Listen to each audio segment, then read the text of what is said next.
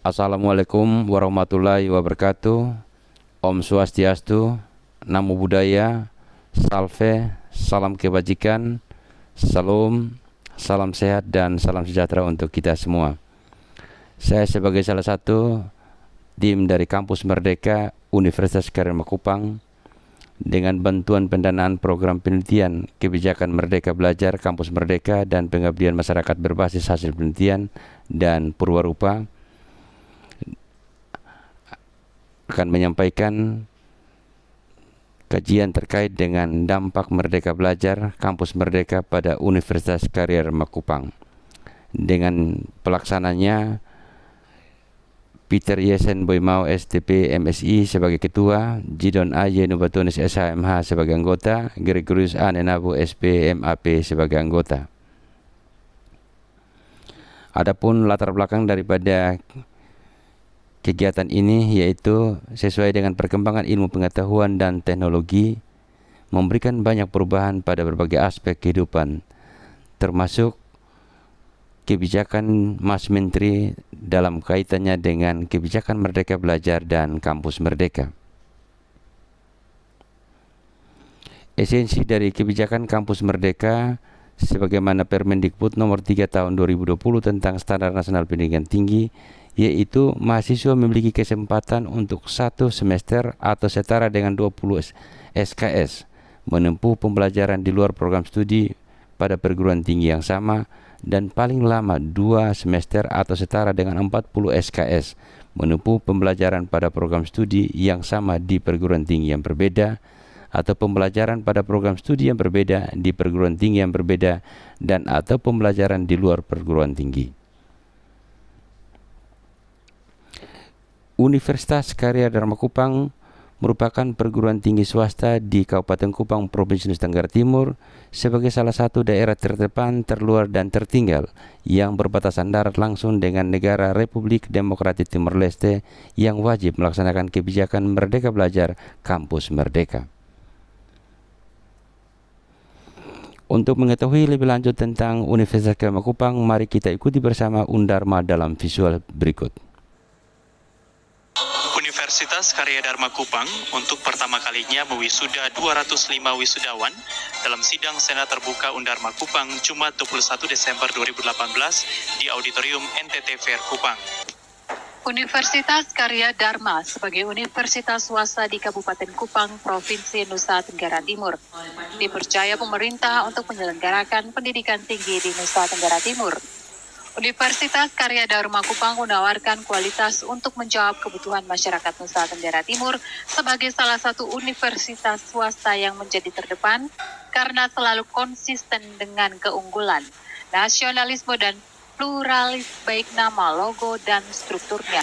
Pemerintah pusat melalui kepemimpinan Joko Widodo berkomitmen untuk meningkatkan kualitas pendidikan di Nusa Tenggara Timur dengan tagline membangun NKRI dari beranda depan NKRI. Program-program daripada pemerintah provinsi di desa-desa di mana mereka diturunkan. Nah, kami percaya ini kalau sudah berbicara tentang inovasi desa, ini Undharma jagonya, begitu ya. Jadi kami ingin mengajak Undharma untuk bersama-sama mari kita membina, membangun kerjasama. Acara ini turut dihadiri oleh tenaga ahli utama Kedeputian 4 Kantor Staf Presiden Republik Indonesia, Bidang Komunikasi Politik dan Diseminasi Informasi, Wandi Tuturong. Dalam sambutannya, Wandi mengatakan pemerintah pusat melalui kepemimpinan Joko Widodo berkomitmen untuk meningkatkan kualitas pendidikan di Nusa Tenggara Timur dengan tagline membangun NKRI dari beranda depan NKRI.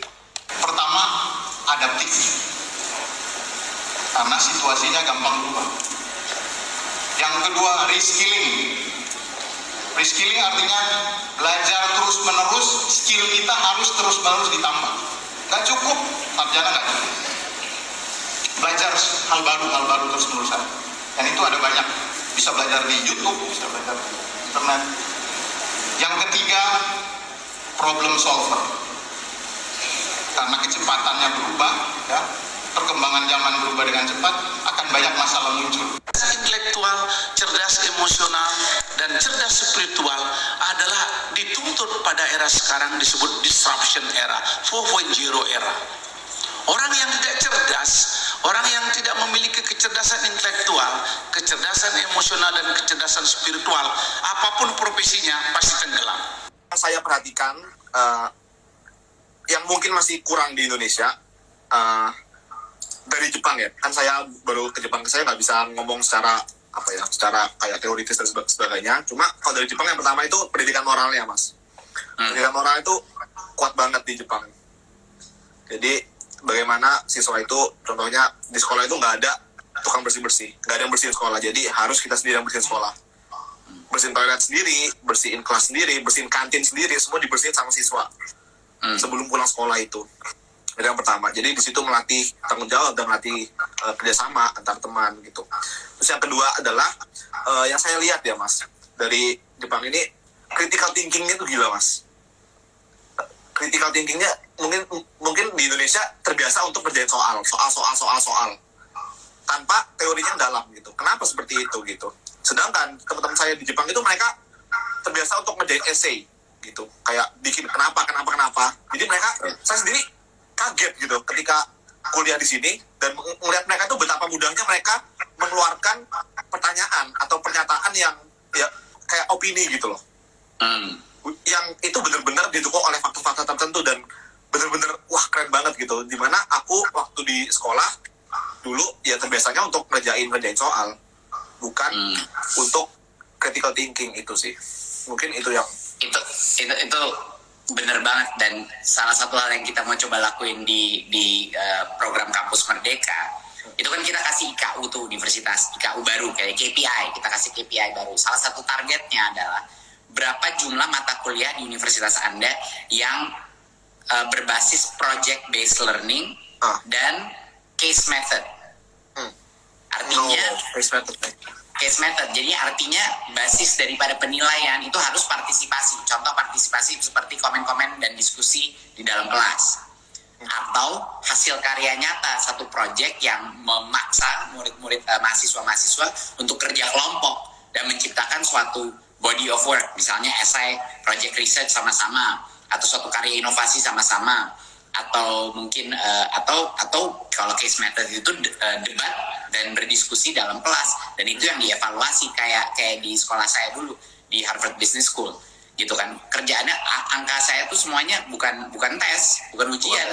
Angkanya itu adalah kualitas daripada komen-komen dan partisipasi di dalam kelas gitu. Jadinya itu benar-benar mendorong anak-anak untuk berpikir kritis, pede beropini, dan juga bekerja sama dan berkolaborasi dan berinteraksi dengan rekan-rekannya dia gitu loh. Jadi itu yang sebenarnya saya setuju banget sama apa yang Jerome bilang tadi, dan itu adalah esensi dari Kampus Merdeka adalah itu sebenarnya gitu. Jadi harapannya nanti kampus-kampus kita bisa lebih mendekati, bukan cuma mendekati, harapannya malah bisa lebih lewat lagi dari kampus-kampus di luar negeri. Karena sekarang pertama kalinya di kampus sekarang boleh 2 semester loh di luar kampus sekarang. Jadinya dia bisa belajar di dalam perusahaan, bisa belajar mengerjakan project research, kewirausahaan, apapun, yang penting keluar dari kampus 1 semester minimum. Setelah kita mengikuti secara visual Universitas Gadjah Kupang, dapat juga saya menyampaikan bahwa Universitas Gadjah Kupang memperoleh izin dari Kementerian Pendidikan dan Kebudayaan Republik Indonesia pada tanggal 16 September 2014 dengan alamat rektorat saat ini berada di Jalan Advokat nomor 20 Nikoten 1 Kota Raja Kota Kupang. Adapun alamat emailnya yaitu undarmakupang1405@gmail.com. Sebagai perguruan tinggi, adapun visi dan misinya, visi dari Universitas Gadjah Kupang yaitu tahun 2039 menjadi perguruan tinggi terdepan di Provinsi Nusa Tenggara Timur dalam menghasilkan sumber daya manusia yang kreatif, bermutu, berdaya saing tinggi, bermartabat, dan berkarakter kewirausahaan yang beriman dan bertakwa kepada Tuhan Yang Maha Esa. Adapun misinya antara lain, pertama, mendorong perkembangan masyarakat melalui proses pendidikan, penelitian, dan pengabdian kepada masyarakat dalam rangka membangun masyarakat Nusa Tenggara Timur yang berkualitas. Yang kedua, menghasilkan lulusan yang kompeten, profesional, dan berdaya saing tinggi, berkarakter kewirausahaan berdasarkan nilai-nilai luhur ketuhanan. Yang ketiga, menghasilkan ilmu pengetahuan, teknologi, dan seni yang sesuai dengan dinamika perkembangan dan kebutuhan masyarakat.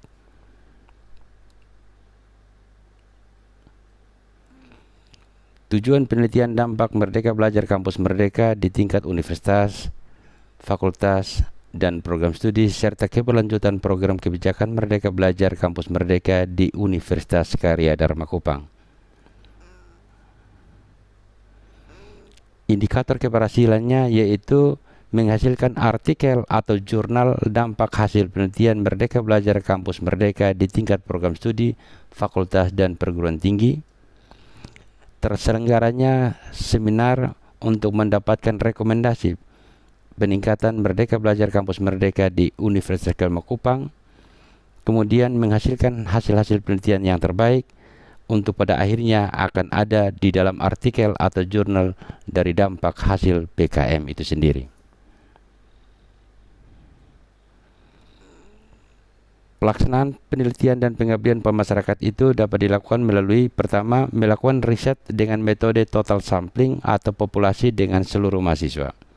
Berikut bersama dengan dosen dan tenaga kependidikan.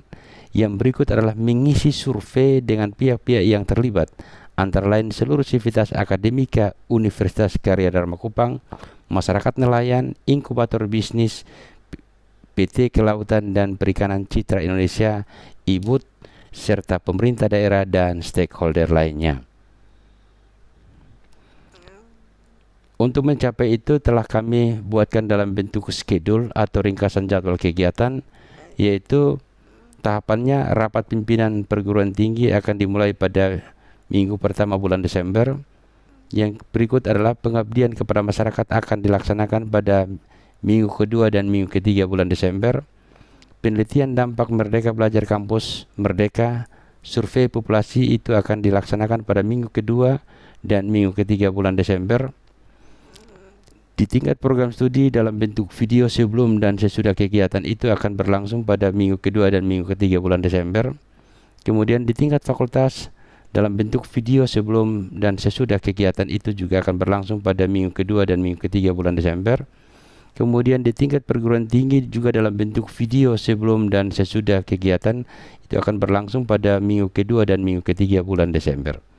Kemudian akan dilaksanakan seminar hasil, yaitu akan dilaksanakan pada minggu keempat bulan Desember. Kemudian membuat seminar di tingkat nasional dan atau provinsi itu juga akan berlangsung pada minggu keempat bulan Desember. Kemudian membuat lagi seminar untuk mendapatkan rekomendasi itu akan berlangsung pada minggu keempat bulan Desember.